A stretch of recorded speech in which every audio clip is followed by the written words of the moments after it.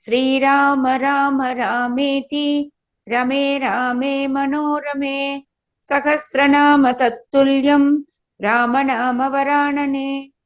ओम आपदामपहर्तारं दातारं सर्वसंपदां लोकाभिरामं श्रीरामं भूयो भूयो नमाम्यहम्। Namaskar. Namaskar. Today we read chapter 13 of the Aranya Kandam, which has 25 verses. Agastya advises Rama and others to stay in Panchavati. आज हम अरण्य कांड के 13 सर्ग का पठन पाठन और श्रवण करेंगे। इसमें 25 श्लोक हैं। महर्षि अगस्त का श्री राम के प्रति अपनी प्रसन्नता प्रकट करके सीता की प्रशंसा करना, श्री राम के पूछने पर उन्हें पंचवटी में आश्रम बनाकर रहने का आदेश देना तथा श्री राम आदि का प्रस्थान। राम प्रीतो अस्मि भद्रं ते परितुष्टो अस्मि लक्ष्मण अभिवादयितुं यन्मां प्राप्तौ स्तः सह सीतया। श्री राम आपका कल्याण हो, मैं आप पर बहुत प्रसन्न हूँ। लक्ष्मण, मैं तुम पर भी बहुत संतुष्ट हूँ। आप दोनों भाई मुझे प्रणाम करने के लिए जो सीता के साथ यहाँ तक आए हो, इससे मुझे बड़ी प्रसन्नता हुई है। Rama, I am pleased with you. Luck be to you. Lakshmana, I am fully satisfied that you two have come to greet me together with Sita. अद्वश्रमेण वां खेदो बाधते प्रचुर अश्रमः व्यक्तम् उत्कंठते वापि मैथिली जनकात्मजा। रास्ता चलने के परिश्रम से आप लोगों को बहुत थकावट हुई है। इसके कारण जो कष्ट हुआ है वह दोनों को पीड़ा दे रहा होगा। मिथिलेश कुमारी जानकी भी अपनी थकावट दूर करने के लिए अधिक उत्कंठित है। ये बात स्पष्ट हो जान पड़ती है। Fatigue due to exertion entailed by the journey and marked by profuse perspiration is troubling you too, and it is evident that Princess of Mithila, daughter of Janaka, too longs for rest. येषा च सुकुमारी च खेदैश्च न विमानिता प्राज्ञदोषं वनं प्राप्ता भर्तुः स्नेह प्रचोदिता। ये सुकुमारी है और इससे पहले इसे ऐसी दुखों का सामना नहीं करना पड़ा है। वन में अनेक प्रकार के कष्ट होते हैं, फिर भी ये पति प्रेम से प्रेरित होकर यहाँ आई है। She is tender and has never been tormented by fatigue before. She has come to the forest full of risks due to sheer love for her husband. यतैषा रमते राम इह सीता तथा कुरु दुष्करं कृतवत् येषा वने त्वाम् अभिगच्छति। श्री राम जिस प्रकार सीता का यहाँ मन लगे, जैसे भी ये प्रसन्न रहे, वही कार्य आप करें। वन में आपके साथ आकर इसने दुष्कर कार्य किया है। O Rama, do that by which Sita may feel happy and comfortable here. Coming with you to the forest, she has done a difficult thing. येषा हि प्रकृतिः त्रिनामा सृष्टे रघुनन्दन समस्तम् अनुरज्यन्ते विषमस्तम त्यजन्ति च। रघुनंदन, सृष्टि काल से लेकर अब तक स्त्रियों का प्राय यही स्वभाव रहता आया है कि यदि पति सम अवस्था में है, अर्थात धन धान्य से संपन्न, स्वस्थ एवं सुखी है, तब तो वह उसमें अनुराग करती है, परंतु यदि वह विषम अवस्था में पड़ जाता है तो दरिद्र एवं रोगी हो जाता है, तब उसे त्याग देती है। Ever since the dawn of creation, it has been the nature of women that they love a man only so long as he is in prosperity and give him up when he is in adversity. शतहृदानां लोलत्वं शस्त्राणां तीक्ष्णतां तथा गरुडनिलयोः शैग्रियम् अनुगच्छन्ति योषितः। स्त्रियों विद्युत की चपलता, शास्त्रों की तीक्ष्णता तथा गरुड़ एवं वायु की तीव्र गति का अनुसरण करती हैं। Women follow the incontinency of lightning, the sharpness of weapons, and the speed of an eagle and the wind. इयं तु भवतो भार्या दोषैः एतैः विवर्जिता श्लाघ्या च व्यपदेश्या च यथा देवीषु अरुन्धति। आपकी ये धर्मपत्नी सीता इन सब दोषों से रहित है। स्पृहहीन एवं पतिव्रताओं में उसी तरह अग्रगण्य है जैसे देवियों में Arundhati. This wife of yours, however, is entirely free from these blemishes and is praiseworthy and deserves to be reckoned among the divine ladies like Arundhati. अलङ्कृतो अयं देशश्च यत्र सौमित्रिणा सह वैदेह्या च अनया राम वत्स्यसि त्वम् अरिन्दम। शत्रु दमन श्री राम आज से इस देश की शोभा बढ़ गई जहां सुमित्रा कुमार लक्ष्मण और विदेह नंदिनी सीता के साथ आप निवास करेंगे। Nay, this region where you are going to stay, O Rama, vanquisher of foes, together with the son of Sumitra, and this Sita stands graced today.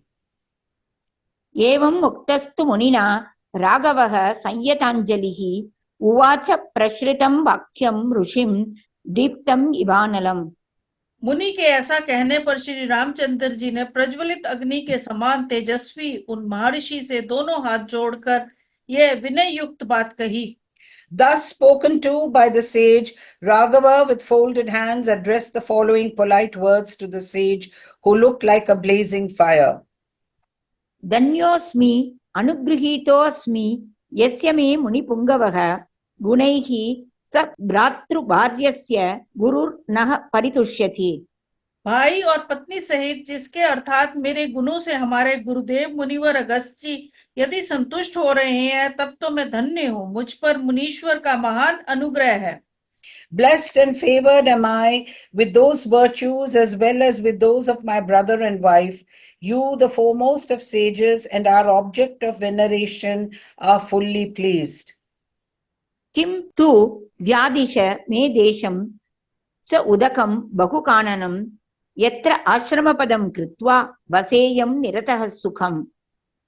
परंतु मुने, अब आप मुझे ऐसा कोई स्थान बताइए जहां मुझसे वन हो, जल की सुविधा हो तथा जहां आश्रम बनाकर मैं सुखपूर्वक आनंद निवास कर सकूं।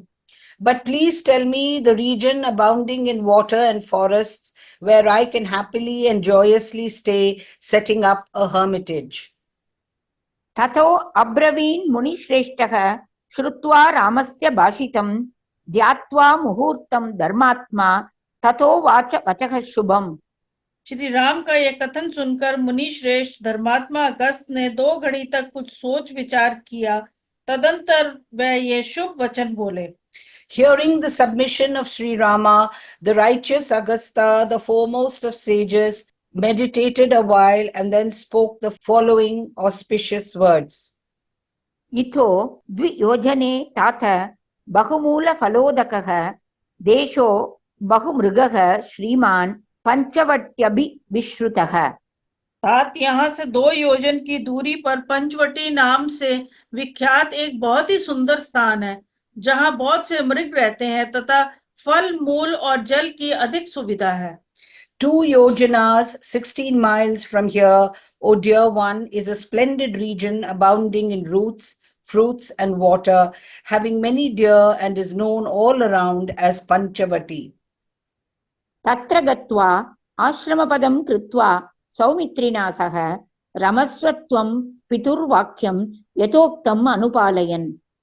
वहीं जाकर लक्ष्मण के साथ आप आश्रम बनाइए और पिता की यथोक्त आज्ञा का पालन करते हुए वहां सुखपूर्वक निवास कीजिए। Going there with Lakshmana and setting up a hermitage, live you all happily, fully obeying to the letter the command of your father.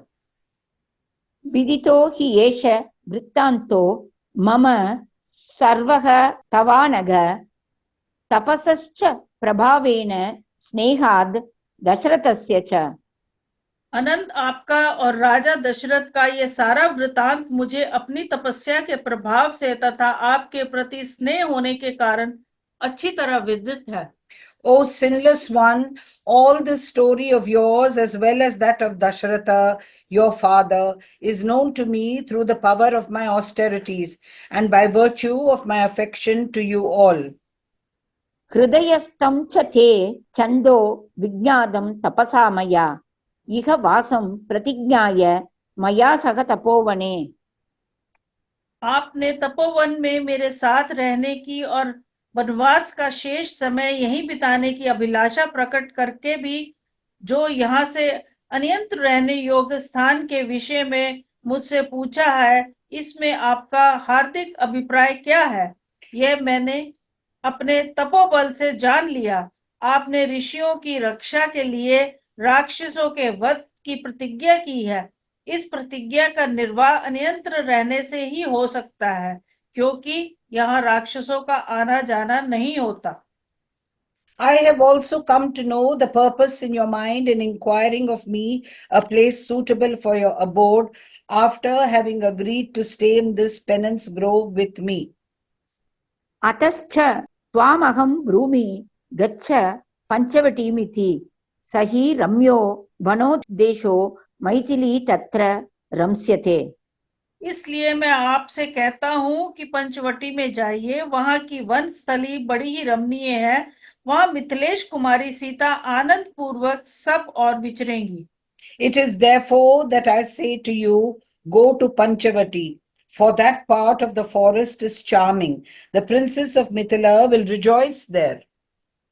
स देशः श्लाघनीयश्च न अतिदूरे च राघव, गोदावर्याः समीपे च मैथिली तत्र रम्स्यते। रघुनंदन, ये स्पृहणीय स्थान यहाँ से अधिक दूर नहीं है, गोदावरी के पास उसी के तट पर है, अतः मैथिली का मन वहां खूब लगेगा। That region is commendable and also not very far off from this place, O Raghava, and stands near the Godavari. The princess of Mithila will feel delighted here. प्राज्यमूलफलैश्चैव नानाद्विजगणैर्युतः विविक्तश्च महाबाहो पुण्यो रम्यः तथैव च। महाभाव व स्थान प्रचुर फल मूलों से संपन्न, भांति भांति के विहंगों में से सेवित, एकांत, पवित्र और रमणीय है। Having abundant roots and fruits and full of diverse flocks of birds, O mighty armed one, it is solitary, holy and charming as well. भवानपि सदाचारः शक्तश्च परिरक्षणे, अपि च अत्र वसन् राम तापसान् पालयिष्यसि। श्री राम, आप भी सदाचारी और ऋषियों की रक्षा करने में समर्थ हैं, अतः वहां रहकर तपस्वी मुनियों का पालन कीजिएगा। You too are of good conduct and capable of protecting the weak. Nay, staying there, O Rama, you will protect the ascetics. एतदालक्ष्यते वीर मधुकानां महावनम्, उत्तरेण अस्य गन्तव्यं न्यग्रोधम् अपि गच्छता।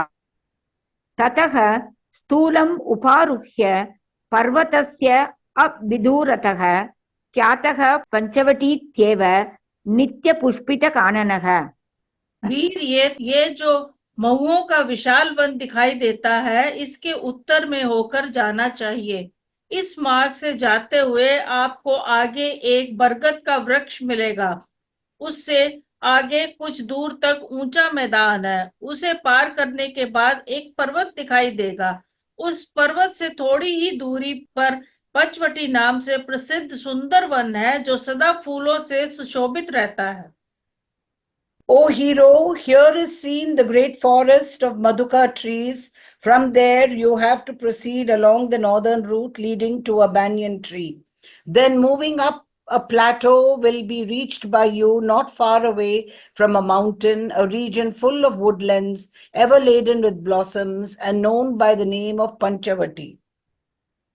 अगस्त्येन एवम् उक्तः सौमित्रिणा सह सत्कृत्य आमन्त्रयामास तं ऋषिं सत्यवादिनम्। महर्षि अगस्त के ऐसा कहने पर लक्ष्मण सहित श्री राम ने उनका सत्कार करके उन सत्यवादी महर्षि से वहां जाने की आज्ञा मांगी। Thus spoken to by Agastya, Rama together with the son of Sumitra honored and took leave of that sage who always spoke the truth. तौ तु तेनाभ्यनुज्ञातौ कृतपादाभिवन्दनौ तमाश्रमं पञ्चवटीं जग्मतुः सह सीतया। उनकी आज्ञा पाकर उन दोनों भाइयों ने उनके चरणों की वंदना की और सीता के साथ वह पंचवटी नामक आश्रम की ओर चले। Permitted by him and having bowed down at his feet in reverence, the two brothers moved with Sita towards the Panchavati hermitage. गृहीत चापौ तु नराधिप आत्मजौ विषक्ततूणी समरेषु अकातरौ यतोपदिष्टेन पता महर्षिणा प्रजग्मतुः पंचवटीं समाहितौ। राजकुमार श्री राम और लक्ष्मण ने पीठ पर तरकस बांध हाथों में धनुष ले लिया। वे दोनों भाई समरांगनों में कातरता दिखाने वाले नहीं थे। वे दोनों बंधु महर्षि के बताए हुए मार्ग से बड़ी सावधानी के साथ पंचवटी की ओर प्रस्थित हुए। With their quivers fastened at the back and wielding their bows, the two princes, who were of concentrated mind and fearless in battle, proceeded to Panchavati along the path as directed by the great sage. इत्यार्षे श्रीमद् रामायणे वाल्मीकीये आदिकाव्ये अरण्यकाण्डे त्रयोदशः सर्गः। इस प्रकार श्री वाल्मीकि निर्मित urge Ramayan आदि काव्य के अरण्य कांड में 13वां सर्ग पूरा हुआ। Thus ends Canto 13 in the Aranya Kandam of the glorious Ramayana of Valmiki, the work of a rishi and the oldest epic. ओम श्री राम राम रामेति रमे रामे मनोरमे सहस्रनाम तत्तुल्यम राम नाम वरानने। Om Apadamapahartaram Dataram Sarvasampadam Lokabhiramam Shri Ramam Bhuyo Bhuyo Namamyaham. धन्यवाद। धन्यवाद।